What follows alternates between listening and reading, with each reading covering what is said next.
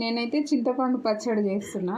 చింతపండు పచ్చడి రోట్లో బాగుంటుంది కానీ నేను రోల్ లేదు, మిక్సీ జార్లో చేస్తున్నా. చింతపండు ఇట్లా నానబెట్టి పెట్టుకోవాలి. దీంట్లో నార ఇది అంతా తీసేసుకోవాలి. ఇట్లా వచ్చేస్తుంది, తీసేసుకోవాలి. మిక్సీ జార్లో 4 వెల్లుల్లిపాయలు, తగినంత ఉప్పు వేసుకోవాలి, స్పూన్ కారం వేసుకోవాలి, కొంచెం జీలకర్ర వేసుకోవాలి. ఫస్ట్ ఒకసారి మిక్సీ పట్టుకుందాము. ఇట్లా పట్టుకున్న తర్వాత ఇలా నానబెట్టి పెట్టుకున్న చింతపండు వేసుకోవాలి. మిక్సీ పట్టుకున్న దాన్ని ఒక బౌల్లోకి తీసుకుందాం. పోపు పెట్టుకుందాము. 1 స్పూన్ ఆయిల్ వేసుకోవాలి, స్పూను ఆవాలు, స్పూను జీలకర్ర, ఎండుమిరపకాయలు, కొంచెం కరివేపాకు వేసుకోవాలి,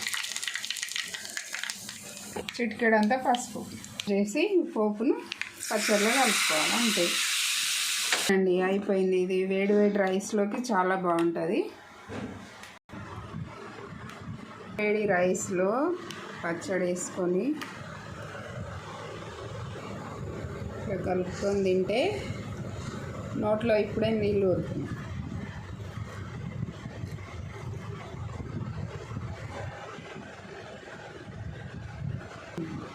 చాలా బాగుంది. నచ్చితే మీరు కూడా చేసుకోండి. లైక్ చేయండి, షేర్ చేయండి, సబ్స్క్రైబ్ చేసుకోండి ఫ్రెండ్స్. Thank you.